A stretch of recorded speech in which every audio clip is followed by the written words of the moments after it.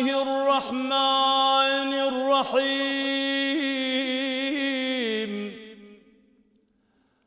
اللهم صل على محمد وآل محمد. اللهم أعني فيه على صيامه وقيامه، وجنبني فيه من هفواته وآثامه،